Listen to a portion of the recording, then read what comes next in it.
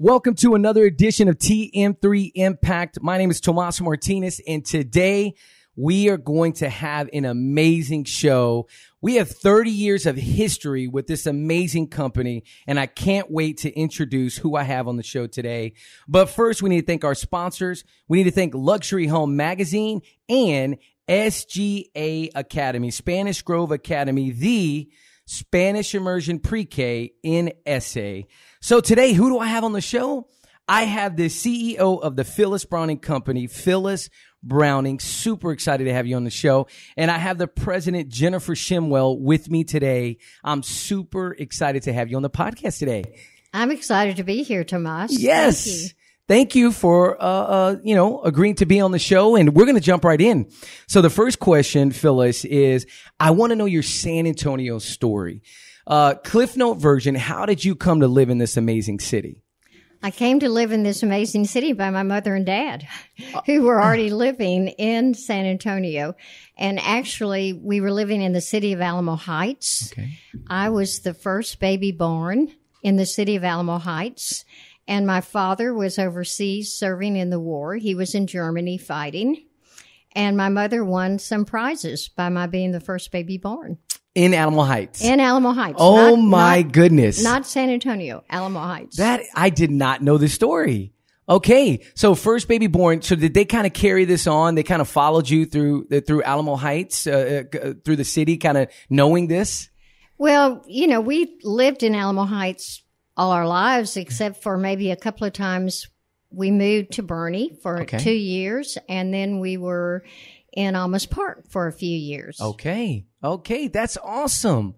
And so you grow up, first baby born in Alamo Heights, and then you decide you start your family in San Antonio. Did you start your family here in the city in Alamo Heights? I did. Okay. I went to Alamo Heights. I graduated from Alamo Heights. I went as far away to school as Austin, Texas. Oh, there you go. And then came back to San Antonio and married a boy from San Antonio. Okay. And started our family after we were married a couple of years.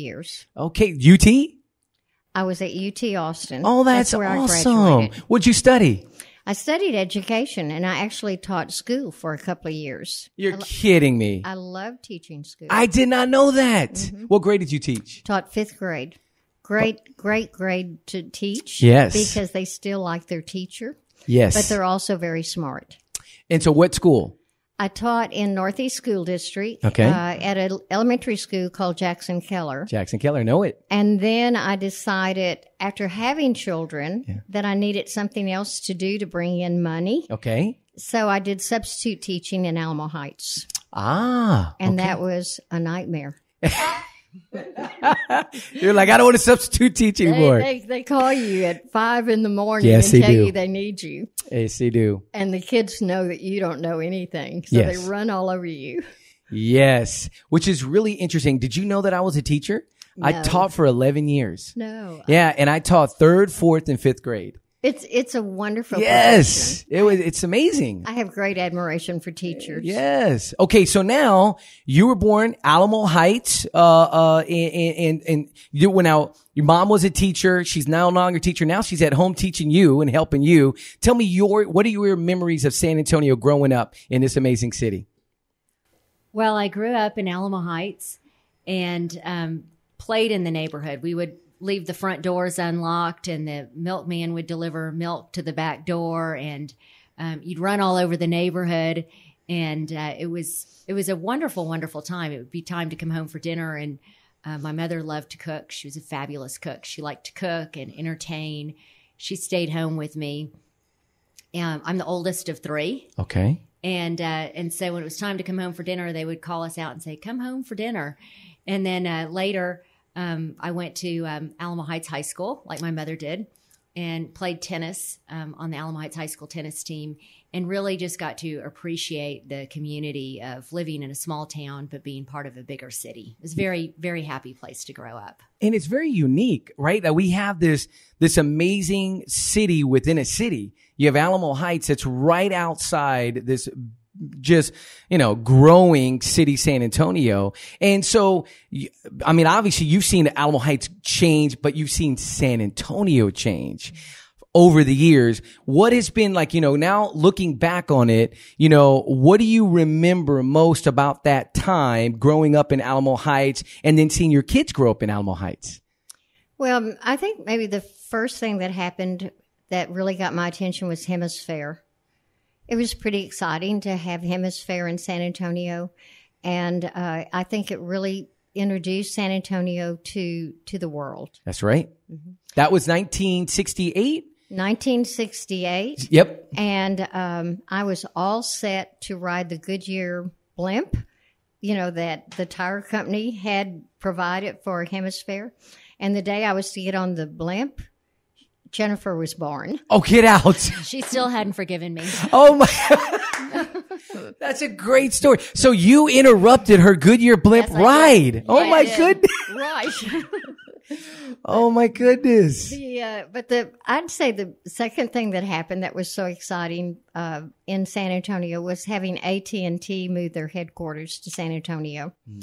I had only had the company maybe for about 2.5 years. Okay. Not sure, 3 years, maybe at the most. Yep. And I hadn't had a vacation since starting the company. Wow. And Jennifer was actually in Spain. She was working for the World's Fair in Spain. Okay. She was a translator in French and Spanish for people. And so I planned a vacation to go see my daughter. And all of a sudden I'm in Spain. And I get a phone call from the office that AT&T had moved their headquarters to San Antonio and that I better get home. Because it was time to start really getting busy. Wow. Yeah. Wow. Great group of people. They changed San Antonio. Now that's a pivotal moment. So this had to be 93, 94? 92. 92? Okay, 1992. Okay. That's a pivotal moment. AT&T coming into making its headquarters in San Antonio. That's right. Wow. Okay. So I got to go back because now you're in Spain. So we got to go back. You know 3 languages, fluent in 3 languages. Correct. So how did that all start? So I was born during a World's Fair. Remember that? Yes. And then I was working at the World's Fair, and my parents raised us all to be bilingual. So okay. I grew up in a family where my parents spoke Spanish, my brothers spoke Spanish, and we spoke Spanish and English at home. Okay. And I always just thought that's part of being a Texan. And my parents raised me to be very flexible. So we would go to the country on the weekends, and I can ride a horse very well. Here you go. And then when I got to be 21 or 22, I made my debut. And so I learned, that when you're from Texas, we have all these fabulous cultures, and that you can go down to a street fair during Fiesta and hang out on the river during the river parade and talk to the person next to you on the street, and that they're your family, and that they're your friend. Or you can go to a rodeo and participate, because when I would go to summer camp, I was actually in the rodeos, and then to two-step in country western dance or to dress up in black tie. I think San Antonio is such an interesting place, and so the way that my parents raised me to be open and flexible toward, just the different influences in our culture, I ended up going away to college at Yale. Okay. I studied French when I was in middle school because I already spoke Spanish. Right. So I studied French through middle school and high school. And then I went off to Yale and I continued to study French, and I graduated in economics and political science. And when I was at Yale, I had a lot of friends that were from all over the world and all over the United States. Mm. And so later, when I had the opportunity to work at a World's Fair, it was an opportunity for me to use both of my languages. And so the job I had, I was actually working for the United States government at the United States Pavilion. Nice. And so you're there translating, speaking Spanish, French, and English. Yes. I wasn't actually a translator. My position was guide at the World's Fair. Okay. And so I would give tours to VIP visitors, or I'd work at exhibits, and all of us that were hired by the United States Information Agency had to be fluent in multiple languages. And that was just a course of what we did every day is talk to people in whatever language we knew that we could connect with them in. Right. How cool is that? So now you start your company in 1989. You started Phyllis Brown and Company. Is that right? Celebrating 30 years. Congratulations. Thank you. That is outstanding. I started on April Fool's Day. No, stop. April 1st. Is that right? That's the first day of the company. Yes. I love it. So I want to go back to think about this because it made me think about it. Why real estate? Like what got you thinking about real estate? Who was your mentor that kind of unlocked that door to even think about it? Well, I'd say there were several things. One was I really liked teaching school, but it was hard. Teaching school, I'd come home at the end of the day and there you have children at home. So again, you're teaching children, then you're trying to raise your own children. It's difficult. And it didn't pay very much money. And we were in an inflationary time at that period in our lives. And then the other thing that I would say influenced me was my father was an architect. Okay. And so when I was a little girl, I would go in the car with him and I'd go through all the houses that, he had designed. He mainly was an architect for builders. Okay. And so that was fun because I got introduced to houses at an early age. As far as mentors go, Betty Beekland was a great lady. And, I think that she was probably the first person I think about when I think about real estate. She's no longer living. Yeah. And she was an agent? Was she a real estate agent? She was a real estate agent, and she worked for a company called Guy Chipman Company. Oh, yes. Guy Chipman is no longer in business. Yes. So. And so that kind of piqued your interest. You go get your license. And so did you work for a company prior to, or did you just start right up? You get your, you probably worked for somebody for a little bit and then you decided, I'm going to start my own. Where did that idea even come from? Well, I went to interview with Guy Chipman Company and they turned me down. Oh, there you go. That's right. So then I went to interview with a company called Jones King. Okay. And they took me in. And I worked for them for 10 years. And two great ladies, Betty Jones, Betty King, wonderful ladies, very smart women. Yeah. But then I went to them and I said, after 10 years, I was their top agent. And I said, I'd like to join you as a partner. And they said, no. And I said, well, things need to change. And they said, no, they don't. Yeah. It's good. We've been doing this all along and it works. Yeah. And then I started having friends that said, you need to leave. You need to start your own company. And that was when the door opened. Well, yes, kind of. I went, wait a minute. I need to start my own company. Right. So aren't y'all going to help? Yeah. But I had wonderful people that helped me. Bob Sohn was a good friend of mine, and he started doing business plan, helping me work out a business plan. Okay. What it would cost, to open up a company and what I would need to do to make the company work. And then Cappy Lawton, who owns Cappy's and Cappy's. Yeah. Yeah. And so Cappy he'd always say, Phil, call me Phil. Yeah. You need to come over to the restaurant. And so I'd go over there at around 2 or 3 in the afternoon, sit out on his patio, and he would discuss with me what a business is and how you run it. Wow. He gave me a business class. Wow. So at 2:00 every day, you'd sit back there and he would just kind of talk you through that. That's right. That is awesome. That is awesome. So it starts April Fool's Day.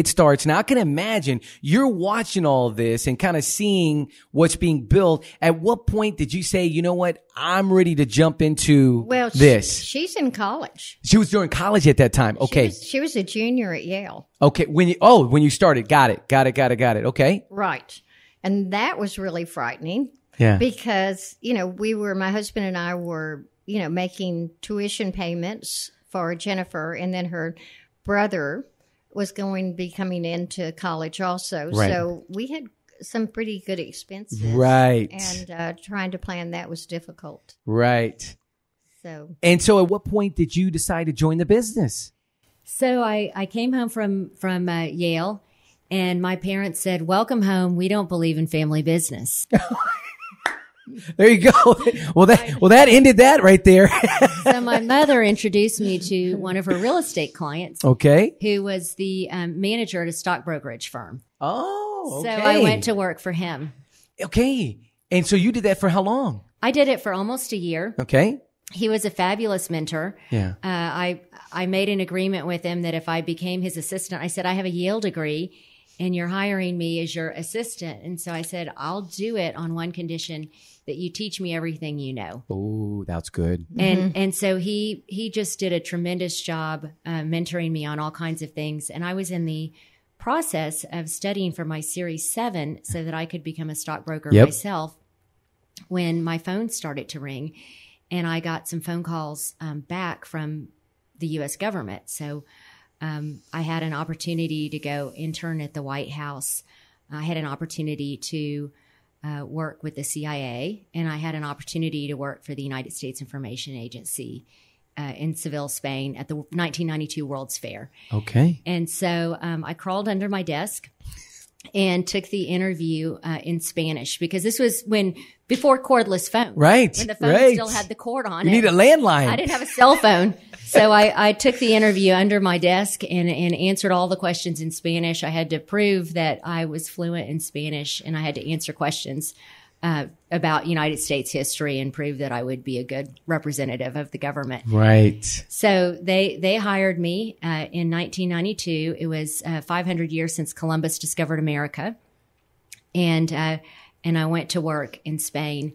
And when I came home from Spain, I'd had the time of my life, as you can imagine. Yeah. So 7 months later, when that assignment ended, I came back to San Antonio and went to work for another stock brokerage firm, taught some tennis lessons, and wrote editorials for a Mexican newspaper.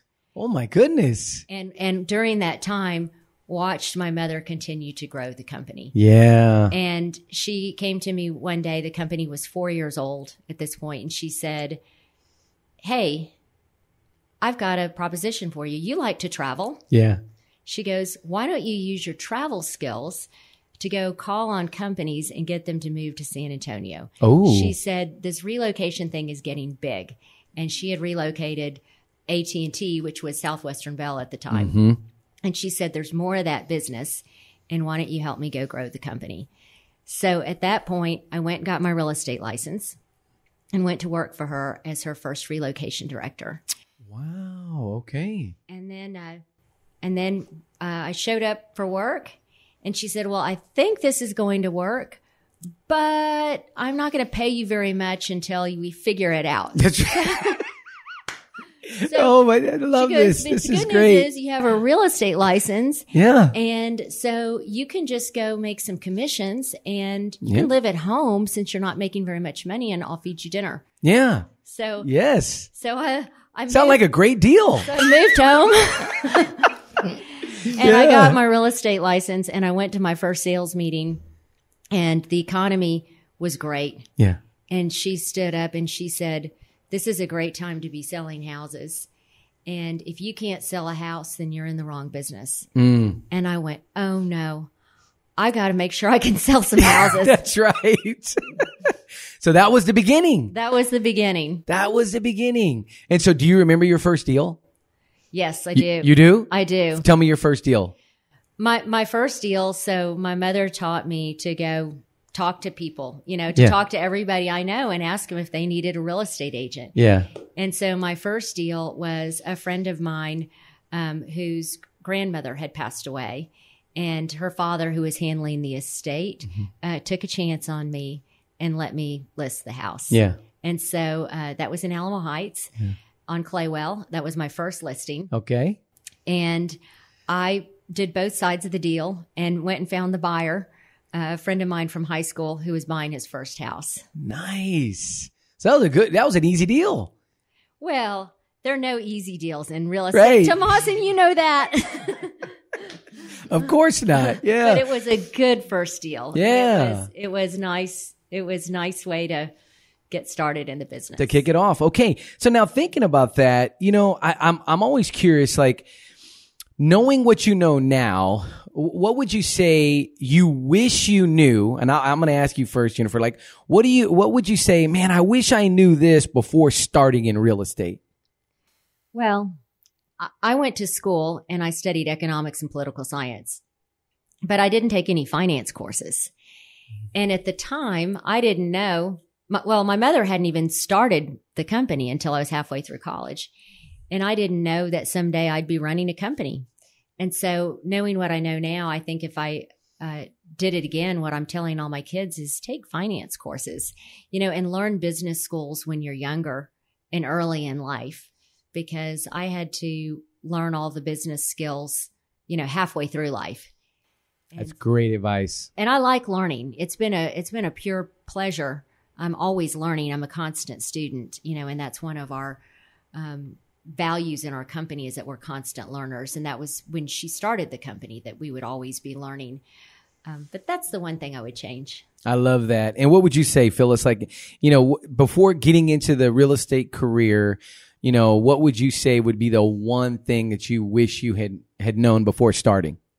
That I would say, I just had no idea how hard it was going to be to run a company. And it was just so much harder than I realized.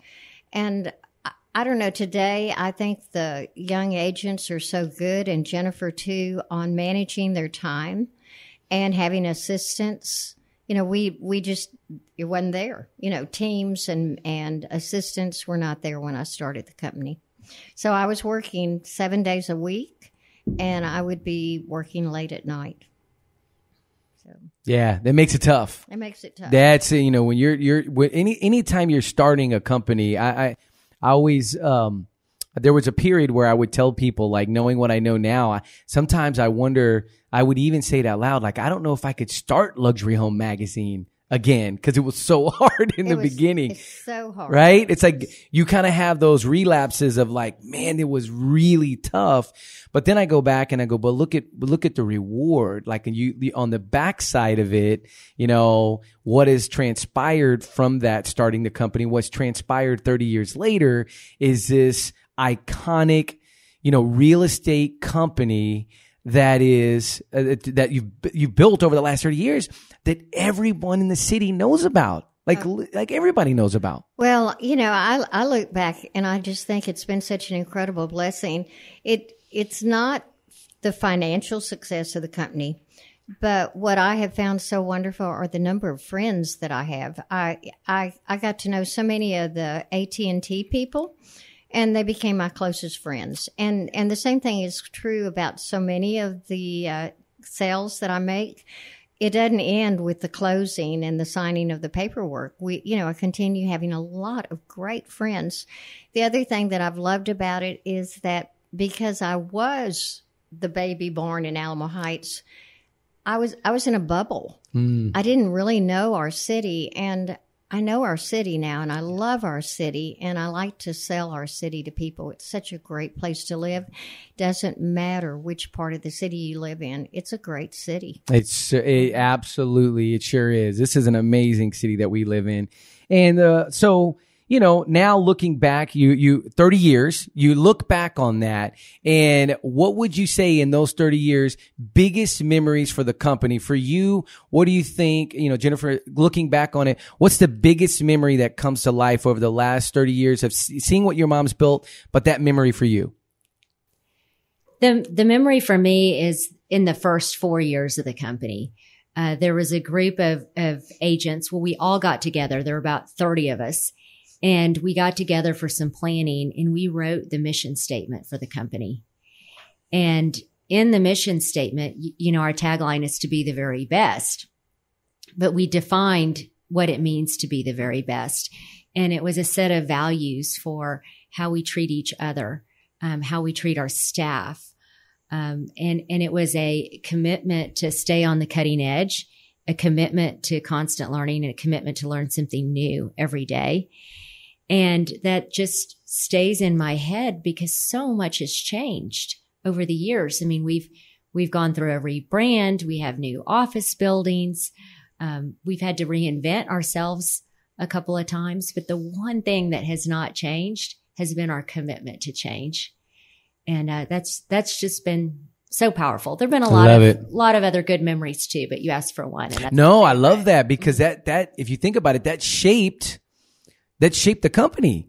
You know, and that was a big piece of that. What would you say, Phyllis, biggest memory over the last 30 years? I think what was, astounding to me was in 2005, I went to the doctor and the doctor says, "You have cancer." And I went, "Oh my gosh." And I had a daughter who stepped in. I was actually being honored, very quickly with the Texas Business Hall of Fame. Texas Business Hall of Fame. And Jennifer, and so on the day of surgery, that night was the event, and she stepped in there and did a beautiful job. And from there on out, I began taking less and less time in the company and going, she's got it. Right. And the support team of everybody. The other thing that was so amazing to me about our company is that we really are a family company. We really support each other and get along well and do what we need to do to help the other one be successful. And that was just amazing to me. You know, I kind of thought it's all over. Yeah. And here I am, 14 years later. I love it. And she is doing an incredible job.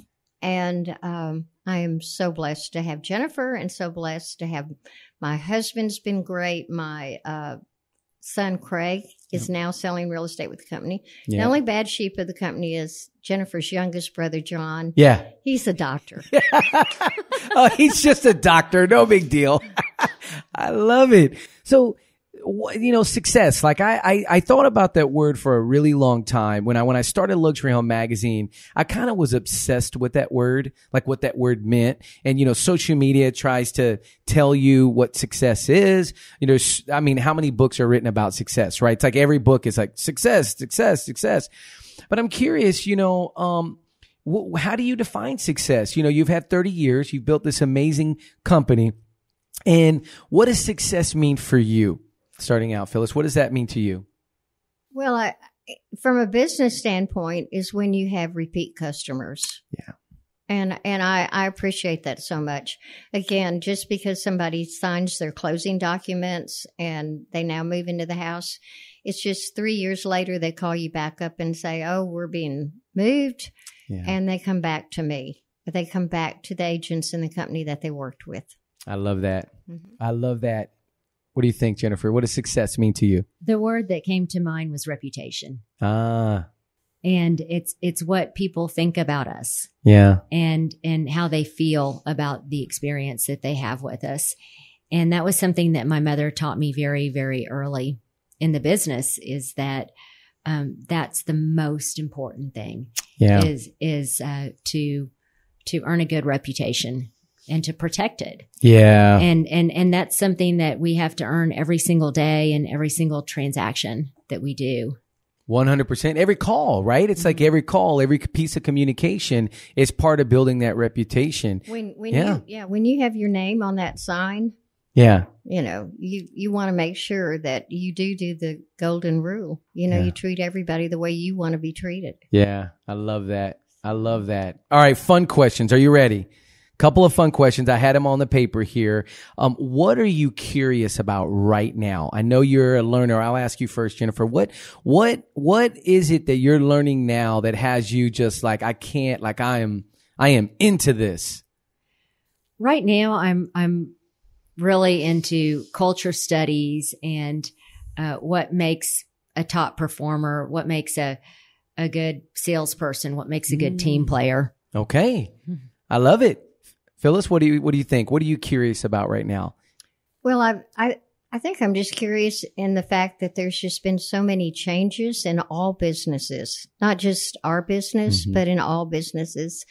And I mean, Uber, Lyft, Rent-A-Clothes. Yes. You know, buying your shoes through the mail.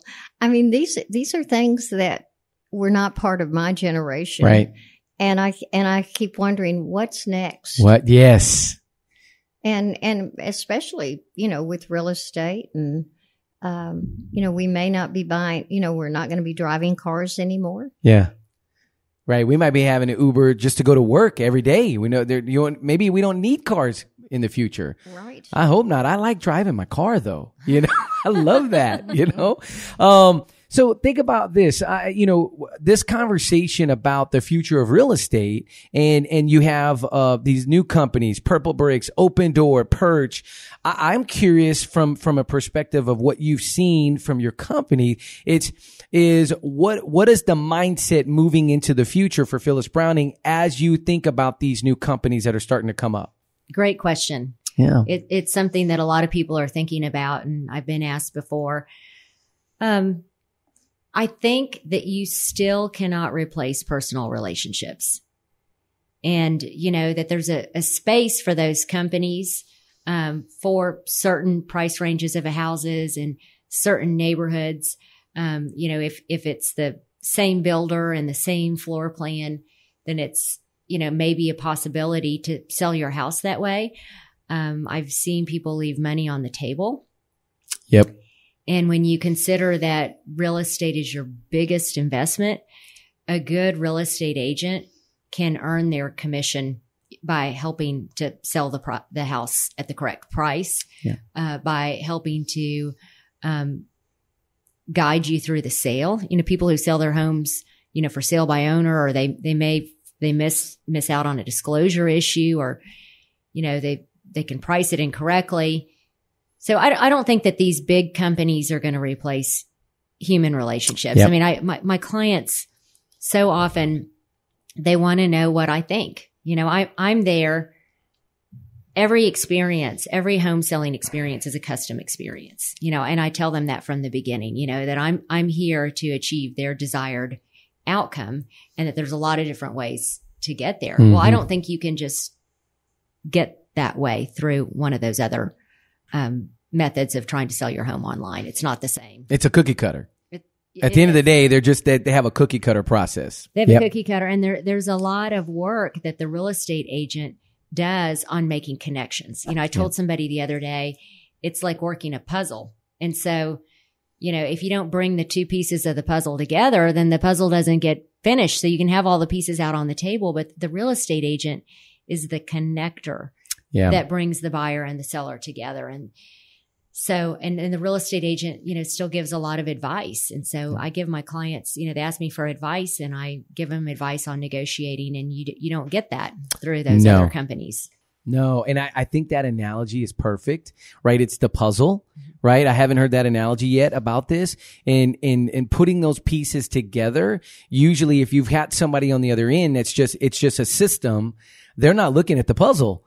All they care about is getting they just want to get the deal done. And if there's a problem, then, there's a problem. They're going to pay they'll figure it out. But I love that real estate agents that are invested in relationships are going to sit down and put the pieces together, and they're going to figure out how to make it work so that everybody wins. Something that nobody talks about is they don't talk about what happens between the time a property goes under contract until it closes. Right. And there's a lot of challenges that can come up in the life cycle of a transaction. And people who are not as sophisticated in real estate, they think that it's over when you connect a buyer and a seller. And they don't realize all the other things that have to happen for a property to get to closing. And so sometimes there can be issues on the survey. Mm-hmm. There can be all kinds of issues. That's when the hurdles really start, right? It's like the contract's just one hurdle. You've got another 100. What would you say to that in terms of, when you think about, because you've seen a lot of changes, right, Phyllis? You've seen all the changes, all the different companies that have popped up. And I'm curious for you, like, how do you see that playing out for Phyllis Browning moving forward? And, kind of adding what Jennifer talked about. Well, I agree with Jennifer completely that it's all about relationships and everybody that you meet, not only just the people in your company, but, when you go to the gas station to fill up your car, it's every relationship you have will affect your business, and it's very important for us. I will add one more thing, though. My grandson goes to San Antonio Academy. Okay. And he called me one night and he said, my teacher said to ask my grandmother, what is the most important piece of advice right now that you can give me about the future? And I said, it's easy. Just be willing to change and accept change. And that's what I've admired about Jennifer, is that she stepped into the company and was not like the first company that I worked for that said, why would we change? We've been doing it this way. She stepped in and she made the changes she needed to make. And I'm so grateful. That's great advice. Great advice. You have to be willing to change. That's so good. Yeah, that's really, really good. Okay, you ready? Now, I need to know, go to San Antonio restaurant. Like, this is, if somebody knows they can walk in the restaurant, they're going to see you there. What's that restaurant? Paloma Blanca. Oh, I love that one. That's your restaurant? Same for you? Clementine's. Clementine's. Okay. Favorite dish there? Oh, they have called Aunt Pearl's Beets. Aunt Pearl's Beets. Uh-huh. Oh, my goodness. Oh, they're delicious. They're good, huh? And I never liked beets. Until then. Okay, so I got to get that. We got to make sure we do that, Gabe. Our next Friday, we'll go Clementine's and we'll get the beets. I love that. What's your dish? Go-to dish? Green enchiladas. Okay, nice, nice. All right, so now to wrap this up, my last question is from a book by Tim Ferriss. He wrote a book. It was called Tools of Titans. And he basically sent this out. It was 11 questions that he had people fill out. And they're really, really, really good questions. And I'm curious. I haven't picked it out yet. I wanted to kind of look at them as we're talking and see. But I think this one would be really, really good. Yeah, this is the one. Okay, you ready? All right, Phyllis, we'll start with you. In the last 5 years, what new belief or behavior have you injected into your life to improve your life? Something over the last 5 years that you said, you know what, I'm going to change this and add this to my life. Meditation and prayer. Okay. I love it. Tell me a little bit more. Tell me how has that impacted you? You know, I think it's made me a calmer person. Okay. Certainly made me to be more aware of what's going on around me, and certainly more accepting, you know, of people when they're having problems and issues, not to be so judgmental, but know that, you know, there's something else going on in their life. I love it. That's awesome. Okay, Jennifer, last 5 years, new belief, behavior, habit that has helped improve your life. I've also enjoyed meditation for focus reasons. But what I'm really enjoying right now is I've just ramped up my exercise routine. Okay. So I mentioned to you that growing up at Alamo Heights High School, I played on the tennis team and I played college tennis. And I also ran track and cross country. Okay. And what I'm learning about myself is that I have a lot of energy and that I need to stay moving. And so, as much as I can move and exercise every day, it really helps me be a better business person. So yes. I have brought tennis back into my weekly schedule. Okay. And yoga and weightlifting, and I've just started pickleball as my new favorite sport. Pickleball. Okay. Yes. That is awesome. Any running? Just a little bit. Okay. But okay. I'd much rather play tennis. Yeah, tennis is, it's a lot of fun. I played tennis in high school. Didn't do the college thing, but I love tennis.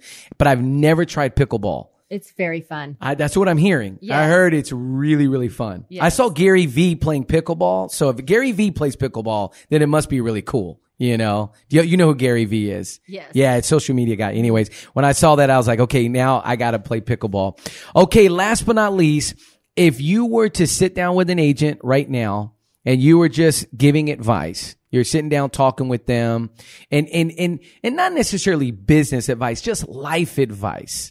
What would be the one thing that you would tell them, you know, as you're sitting with them? What do you think you would tell with that agent? They're just starting out in the business. You've gotten a chance to sit down and have coffee with them. What would be the one thing you'd want to tell them? Take care of people. Stay in touch. Don't forget your past clients.